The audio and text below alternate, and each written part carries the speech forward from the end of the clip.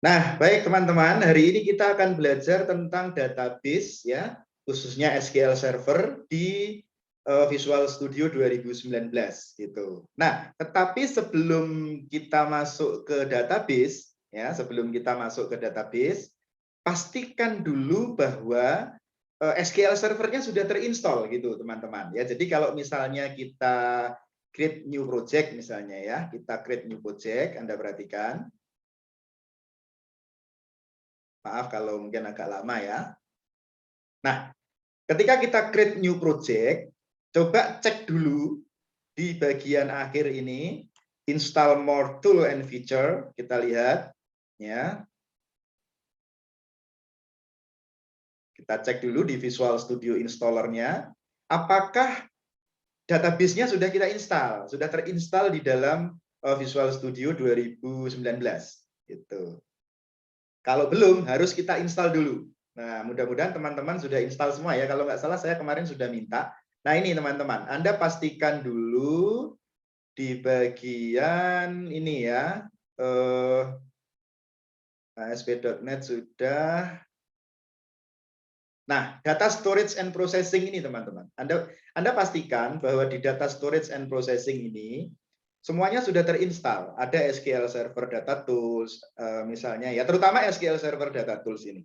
Sehingga data-data yang akan digunakan nanti sudah bisa digunakan di ASP.NET, gitu ya. Pastikan dulu. Kalau belum harus diupdate dulu, harus diinstal dulu, gitu.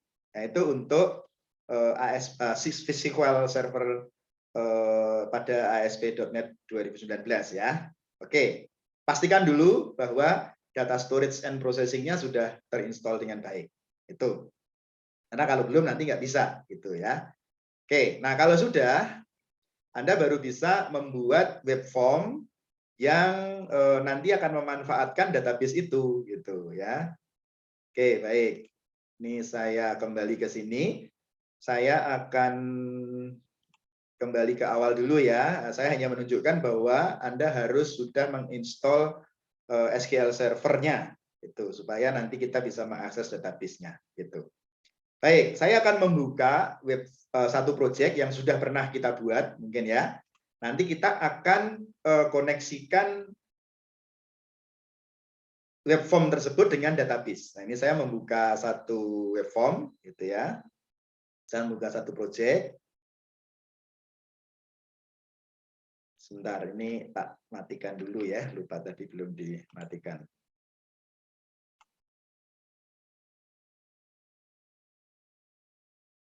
Oke, teman-teman bisa lihat ya project-nya ya. Oke, nah ini project-nya sudah terbuka. Kemarin saya sudah membuat web form, anggap aja ya teman-teman sudah membuat web form. Sederhana aja kalau saya sih ini hanya sebagai contoh ya, kita sudah membuat web form misalnya buku tamu semacam ini.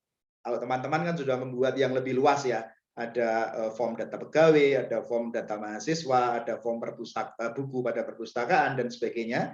Sesuaikan dengan masing-masing aja, tetapi teman-teman perhatikan dulu. Nah, ini saya sudah membuat satu form sederhana untuk buku tamu gitu ya. Nanti ada nama tamu, alamat tamu, umur dan mungkin seterusnya gitu ya. Kita bisa modifikasi. Nah, kemudian langkah berikutnya kita mau coba membuat database. Mau membuat database untuk nanti menampung data tamunya gitu. Nah, ini kan kita baru membuat form, tapi form ini belum terkoneksi ke database. Nah, kita akan membuat database untuk menampung tamunya gitu ya. Baik. Nah, untuk membuat database maka kita bisa menggunakan ini. Anda perhatikan teman-teman di web form project-nya ini ya. Di project-nya ini ada yang namanya app data. Ini ada yang namanya app data. Nah, app data ini nanti akan digunakan untuk menyimpan database-database yang kita buat gitu di dalam app data itu. Maka ketika kita akan membuat database untuk buku tamu misalnya, kita masuk saja, kita klik saja app data, kemudian kita klik kanan, ya, kemudian kita add, ya, kemudian kita add new item. Tenang saja teman-teman, rekamannya saya sertakan ya nanti ya. add new item. Nah, teman-teman cari SQL Server database-nya gitu. Ya, coba cari. Kalau kita sudah menginstall, berarti sudah akan muncul di sini. Gitu. Ya, SQL Server database-nya pasti sudah muncul ke sini. Tetapi kalau belum, ya nggak muncul nanti gitu. Ya, maka cari SQL Server database. Nah, kalau sudah muncul SQL Server database, kita beri nama di sini ya. Karena tadi misalnya database-nya database untuk buku tamu, maka boleh aja diberi nama buku tamu MDF gitu ya. Otomatis dia nanti akan formatnya MDF gitu. Ya, oke. Ya, kita buat buku tamu MDF. Kemudian kita add saja.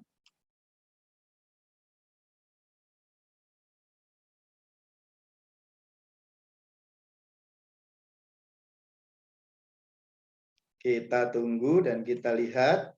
Nah, ini masih proses ya, masih muter-muter gitu. Ya. Nah, apakah buku tamunya sudah ada? Oke, nah kita sudah punya database buku tamu ini, perhatikan teman-teman. Yang lain nggak usah Anda perhatikan karena yang lain ini hanya kemarin untuk nyoba-nyoba aja ya saya. Kita sekarang sudah membuat database namanya buku tamu MDF ini. Jadi ada satu database yang namanya adalah buku tamu MDF gitu. Ya. Nah, selanjutnya coba di double klik saja buku tamu MDF-nya itu. Lalu perhatikan di Explorer sebelah kiri. Nah, ini. Di sebelah kiri ini ada buku tamu MDF, kemudian di dalamnya ada table, ada view, ada stored procedure, ada function, synonym, type, assembly, dan sebagainya. Nah, ini adalah Explorer untuk mengatur database kita. Gitu. Nah, kalau kita mau membuat tabel ya nanti berarti tabelnya ada di sini, ya, ada di dalam folder tabel ini, gitu. Ya, jadi kita sudah membuat database sekarang namanya buku tamu MDF. Nah, langkah berikutnya apa? Di dalam database kan pasti ada tabel kan, maka kita bisa buat tabel. Ya, kita akan membuat tabel. Kita klik kanan saja. Kemudian add new table, ya, kita add new table gitu. Oke, sekarang kita sudah masuk ke tabel desain, gitu. Ya, kita sudah masuk ke tabel desain, kita tunggu karena memang agak lama ya biasanya prosesnya, tergantung komputernya juga ya. Oke, masih belum selesai loadingnya, kita tunggu. Nah, sekarang sudah selesai loading teman-teman. Oke, nah ini adalah tempat kita membuat tabel-tabel untuk buku tamu tersebut. Nah, tadi kan kita punya database namanya buku tamu gitu ya. Nah, di dalam database bisa berisi banyak tabel. Misalnya tabel tamu, tabel admin, tabel operator misalnya ya. Di dalam database buku tamu itu biasanya kalau satu database itu biasanya terdiri dari banyak tabel yang saling berelasi. Anda sudah ngambil sistem basis data belum ya? Nah, biasanya di dalam satu database, sistem database itu terdiri dari banyak tabel yang saling berhubungan. Ya, misalnya di dalam database akademik UKSW ada tabel dosen, tabel mahasiswa, tabel mata kuliah. Nah, itu kan tabel-tabelnya. Misalnya di dalam database rumah sakit ada tabel dokter, tabel pasien, tabel obat, tabel perawat misalnya. Nah, itu tabel-tabelnya gitu ya. Di dalam database perpustakaan ada tabel buku, ada tabel peminjam ya atau customer ya misalnya. Ada tabel-tabel yang lain juga, misalnya manajemen perpustakaan misalnya. Nah, tabelnya bisa banyak. Nah, di dalam database buku tamu ini kita akan membuat tabel dulu. Tabelnya mau diberi nama apa? Terserah, nanti bisa diberi nama karena ini data tamu, misalnya tabelnya diberi nama aja tamu gitu. Usahakan berbeda dengan nama database-nya. Kalau database-nya buku tamu, ya tabelnya jangan buku tamu, jangan sama gitu supaya ini ya apa namanya tidak bertabrakan begitu namanya. Misalnya database-nya buku tamu, tabelnya namanya data tamu, boleh, atau tabel tamu, boleh aja, nggak apa-apa gitu. Ya, nah ini kita beri aja nama dia. Untuk memberi nama kita bisa buat di sini ya teman-teman ya. Ini tabelnya ini kita ubah aja, misalnya tabel tamu gitu. Oke, nah misalnya seperti itu. Ya, nanti kita update supaya dia ngupdate nama. Nah ini namanya kan sudah berubah ya, dbo.tamu-desain gitu. Ya, oke. Nah sekarang isi dari database-nya itu apa? Isi dari tabelnya apa? Isi dari tabelnya biasanya menyesuaikan form inputnya. Nah, kita kan ada tiga nih, nama, alamat, umur gitu kan. Ada form nama, form alamat, form umur. Maka di database tamu ini juga kita buat, kalau ID biarkan saja karena ID ini sebagai indeks ya. Mungkin ID tamu boleh aja gitu ya, mau dibuat ID tamu karena ini itu hanya indeks ya, untuk indeks untuk penomoran gitu. Dan dia untuk primary key-nya. Ya, kalau nama itu kan dalam satu data nama bisa sama gitu.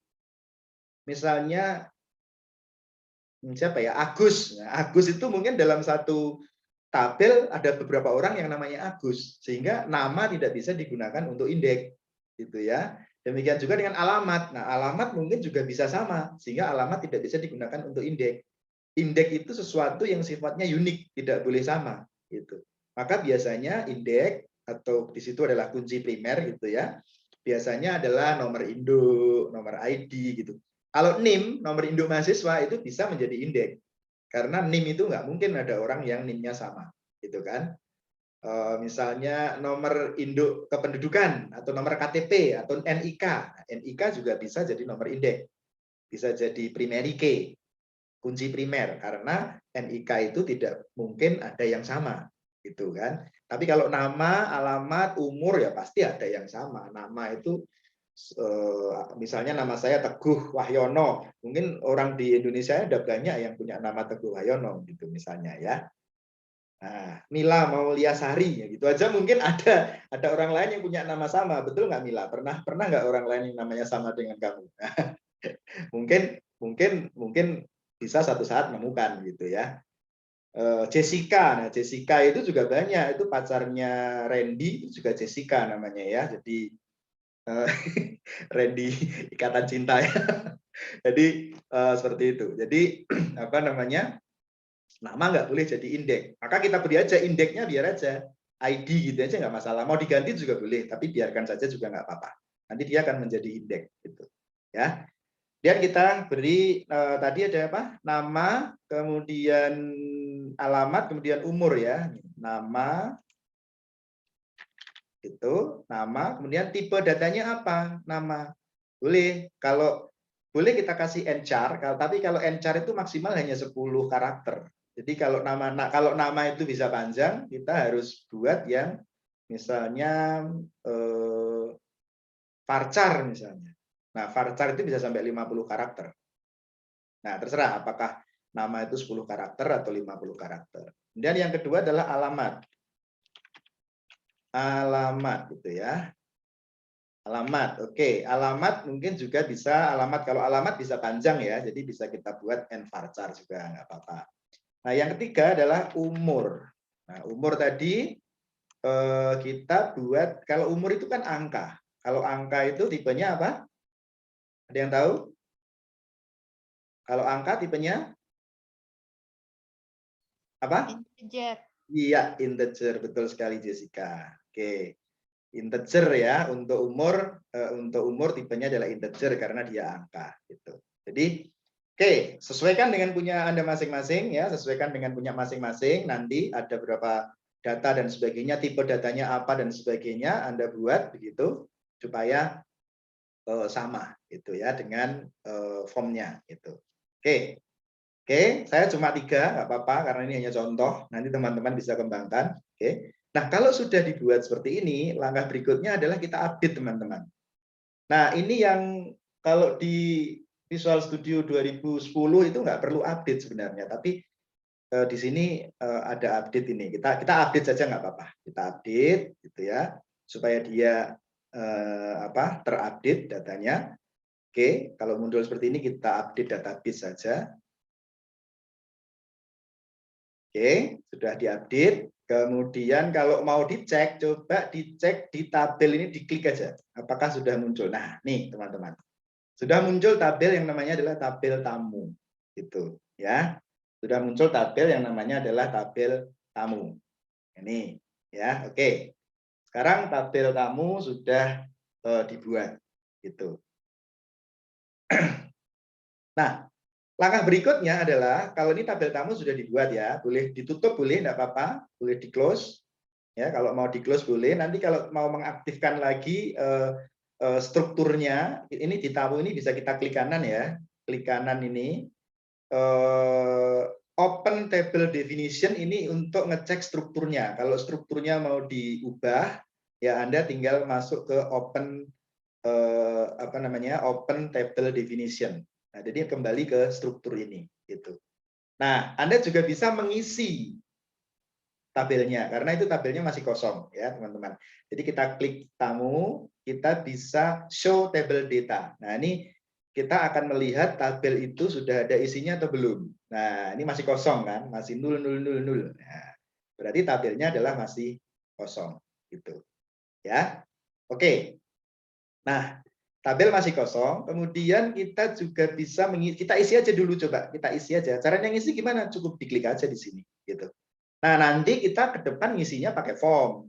Tapi ini kan formnya belum kita koneksikan ya, kita masih memodifikasi tabel ini, meng-create database-nya dulu, belum terkoneksi dengan formnya. Oke, nggak apa-apa. Jadi ID ini adalah nomor ID, kita isi aja, misalnya dengan 1 gitu ya, nomor urutnya gitu. Nama ini misalnya Andin Karisma.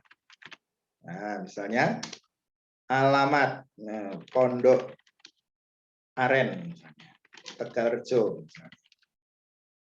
Iya, umurnya berapa? Misalnya 30 tahun misalnya ya. Oke, jadi kita isi dulu beberapa, nggak apa-apa. Yang kedua misalnya Abdullah Randy. Nah, misalnya alamatnya mana nih? Blodongan.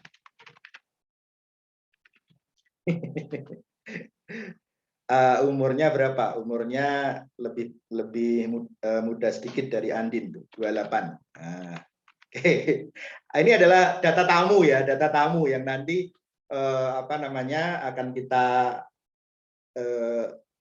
yang akan kita tampilkan di dalam form gitu ya, akan kita tampilkan di database-nya, di webnya gitu. Tapi sementara kita isi dulu supaya database-nya ada isinya.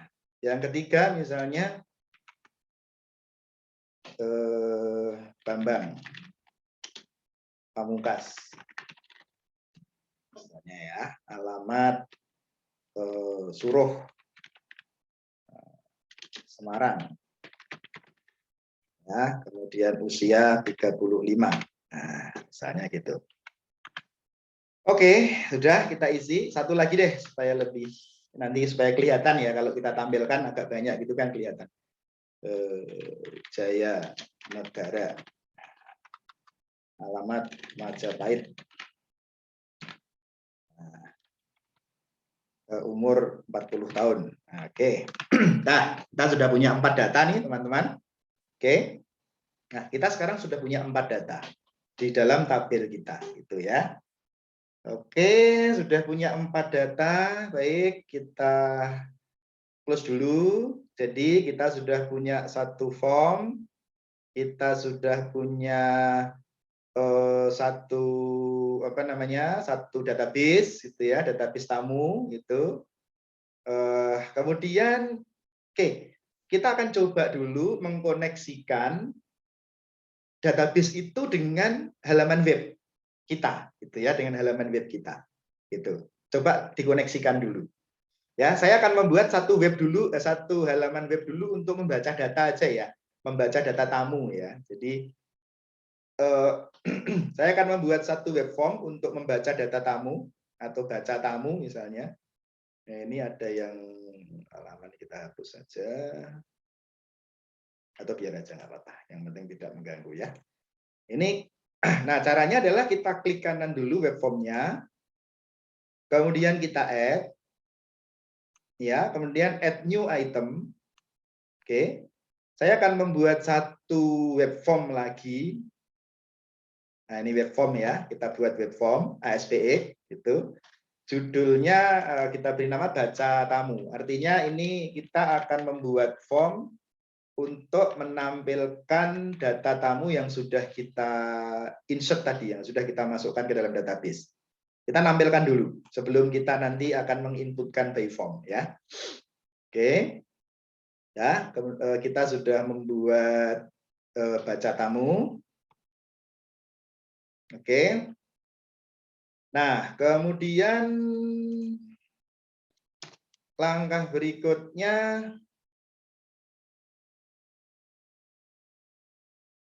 kita akan masuk ke ini ya, baca tamu, kemudian berikutnya kita akan masuk ke ini.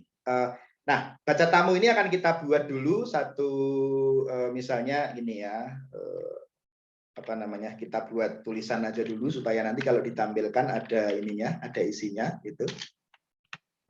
Oke, satu ya, supaya dia kena semua. Itu maksud saya. Kita ini misalkan halaman untuk menampilkan data tamu. Oke. Jadi nanti data tamu yang tadi sudah kita buat nanti akan kita tampilkan di sini. Gitu ya.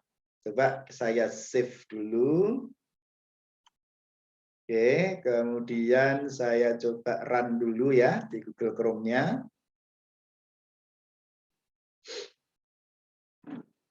Oke, kita tunggu.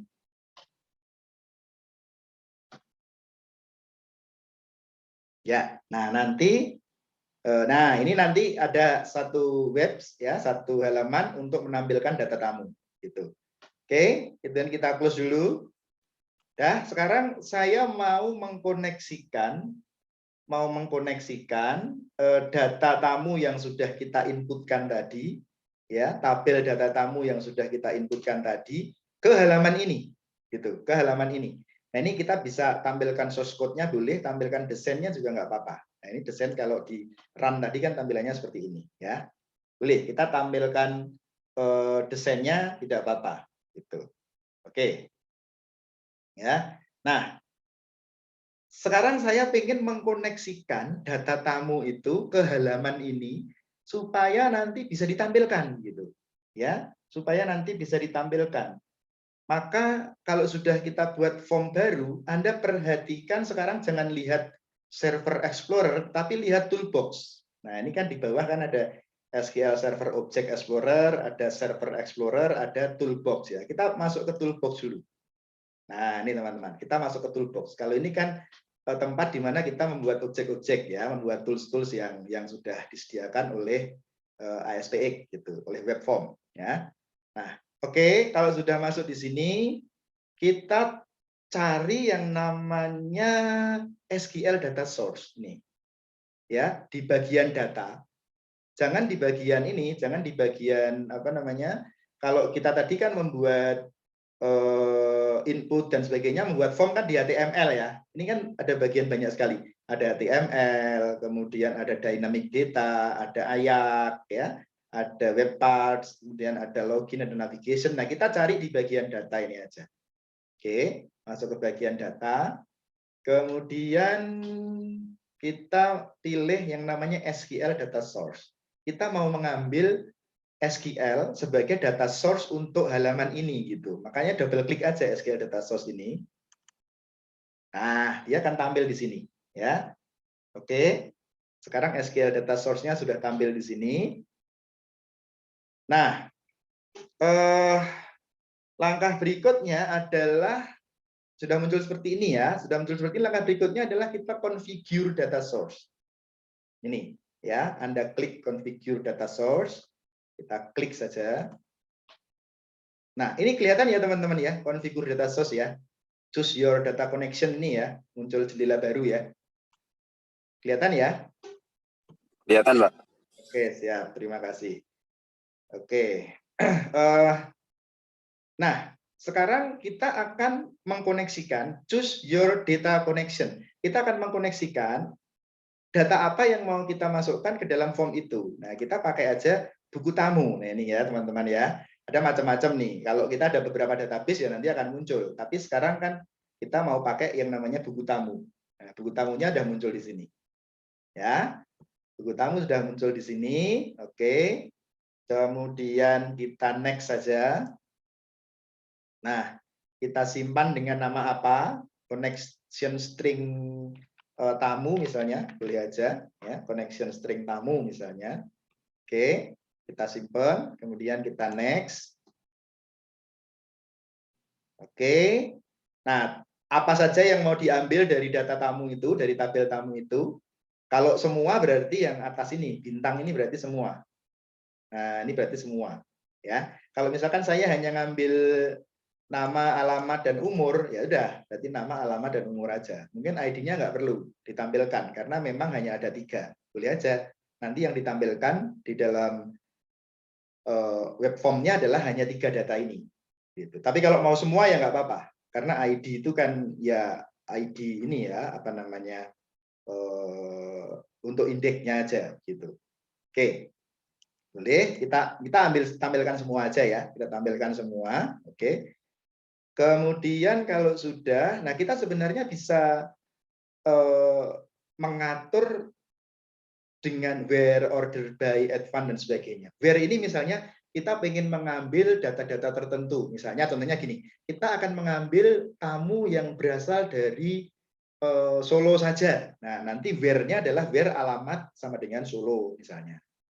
Ya, atau kita akan mengambil tamu yang umurnya lebih dari 30 tahun. Nah, nanti kita bisa buat where umur lebih dari 30 tahun. Nah, itu where gitu ya. Kemudian ada order by ini untuk pengurutan ya, untuk mengurutkan, untuk sorting. Mau disorting berdasarkan apa? Gitu. Apakah berdasarkan ID? Kalau defaultnya kan berdasarkan ID. Nah, itu bisa dipilih juga di sini. Tapi kita untuk sementara ini kita tampilkan semua aja. Kita ambil semua dulu aja, datanya juga masih sedikit dan kita nggak perlu ngatur filternya gitu ya. Tetapi kalau kita mau mainkan filter bisa lewat ini. Ya. Oke, kemudian kalau sudah kita next. Oke. Kalau sudah kita next, nah, boleh nih kita tes dulu query-nya. Sudah tampil belum? Kalau di sini belum tampil datanya berarti salah. Nah, ini sudah muncul teman-teman. ID 1234, ada Andin Karisma, ada Abdullah Rendi, ada Bambang Pamungkas, ada Jaya Negara. Nah, ini sudah masuk semua. ID, nama, alamat, umur ya, sudah masuk semua. Oke, nah kalau sudah masuk semua dan sudah sesuai dengan keinginan kita, kalau misalnya ada where tadi, misalkan where usia lebih dari 30, berarti nanti yang tampil hanya Bambang dan Jaya Negara, gitu ya, karena lebih dari 30. Tapi kalau semua kan ya semua tampil. Gitu. Anda bisa mainkan, bisa coba-coba nanti ya. Oke, kalau sudah benar bahwa kita mau ngambil semua, gitu ya, kemudian kita finish aja. Oke, nah kita finish dulu.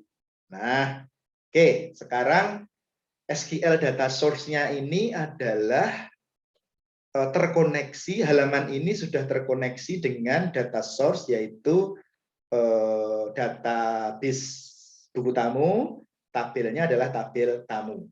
Sudah terkoneksi ya, tadi sudah kita bisa tampilkan kan di dalam connection string-nya ya. Nah, seperti itu. Nah, tetapi kalau ini saya tampilkan, saya running, ya, saya running gitu. Saya running di localhost, belum muncul apa-apa gitu. Walaupun sebenarnya page ini sudah terkoneksi dengan tabelnya, tapi dia belum muncul di sini gitu, ya. Oke, kalau gitu kita close dulu. Cara memunculkannya gimana? Cara memunculkannya ya harus menggunakan objek-objek yang ada di sini gitu. Mau bentuk objek apa gitu. Ya. Yang paling gampang misalnya kita pakai grid view. Nah, grid view itu apa? Grid view itu bentuknya apa namanya? Tabel, bentuknya tabel ya. Misalkan kita double klik grid view, nah nanti akan muncul seperti ini. Bentuknya akan jadi bentuk tabel. Jadi halaman ini nanti akan menampilkan data tamu dalam bentuk grid, dalam bentuk tabel gitu. Ya. Oke. Nah, ini sudah kita double klik muncul di sini.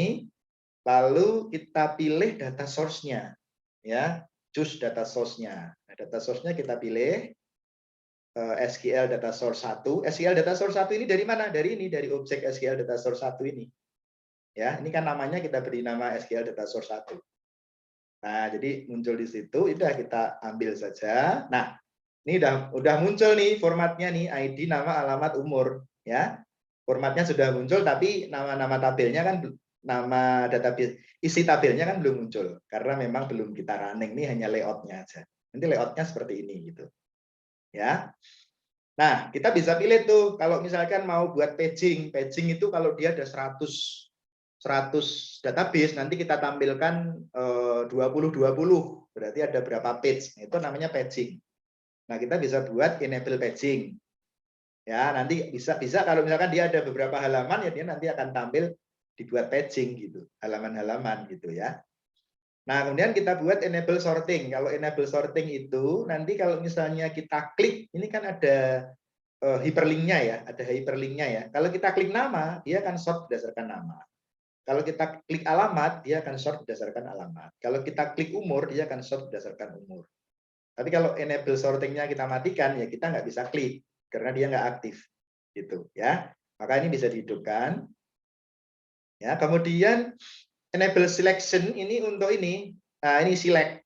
Nah, select itu misalnya gini, saya pengen menghapus data tertentu, data nomor 3. Nah, data nomor 3 ini kita select. Gitu ya, kita select.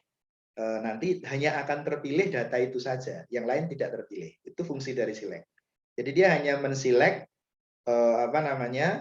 row tertentu dari isi tabel itu gitu. Tapi apakah itu Anda butuhkan atau tidak ya terserah. Jadi sementara mungkin hanya menampilkan itu nggak perlu, nggak apa-apa ya, itu kita tidak perlu ditampilkan selectnya gitu. Oke. Nah, kemudian sudah seperti ini, apalagi template-nya bisa kita ubah juga nih. Template-nya bisa kita ubah. Ya, misalnya template-nya kita ubah MT template. Oh, oke. Template-nya, nah, kita kembalikan aja ya. Bukan template maksudnya. Ini. Nah, select-nya nggak usah kita pilih. Bukan template. Ini kalau mau ngedit tampilan itu ada di auto format ya, auto format. Nah, ini. Auto formatnya bisa kita pilih. Nah, Anda mau colorful bisa. Nah, ini format tabelnya mau dibuat apa? Mau klasik berarti yang model biru seperti ini ya, klasik. Yang simple ada, simple terserah mau apa gitu. Profesional boleh. Ini hanya pilihan saja. Kalau mau pengen tetap ada tabel-tabelnya ya dibuat ada tabel-tabelnya seperti ini. Atau yang colorful juga bagus. Atau yang profesional atau yang autumn, oceania, terserah ya. Anda pilih apa silahkan. Ini hanya tampilan saja, bentuk tampilan saja. Kalau sudah kita pilih, kita oke, atau kita apply bisa. Nah, nanti otomatis tampilannya akan seperti ini. Nah, oke. Sekarang sudah tampil ini, teman-teman, sudah tampil. Sekarang coba saya jalankan, ya. Sekarang coba saya jalankan, kita running. Nah, tabelnya sekarang sudah muncul, gitu, ya. Ada ID, nama, alamat, umur, gitu, ya. Kalau saya sort berdasarkan nama, oke, ini sudah urut berdasarkan nama kan A, A, B, J. Tapi kalau kita klik lagi sortingnya, nah dia akan, kalau ini kan tadi kan ascending nih, ini ascending, ya, urut berdasarkan nama tapi ascending. Kalau kita klik lagi dia descending, gitu ya. Alamat juga kita mau sort berdasarkan alamat ya bisa aja BMPS gitu. Sort berdasarkan umur ya bisa aja kita cari umur yang paling tua siapa gitu ya. Kita bisa sort berdasarkan itu. Oke. Sekarang sudah. Oke. Nah, kalau sudah kita bisa close, berarti sekarang kita sudah bisa menampilkan data isi tabel ke dalam database. Ya, sorry, isi database ke dalam web form-nya, ke dalam halaman-halaman webnya. Oke, mudah ya untuk mengkoneksikan ya. Kita bisa lihat itu. Kalau misalnya teman-teman lihat source-nya juga bisa. Bentar, ada telepon ya. Bentar, teman-teman. Halo Pak, baru ngajari. Si. Oh, ntar ya, nanti tak hubungi ntar ngajar ya. Oke, thank you, thank you.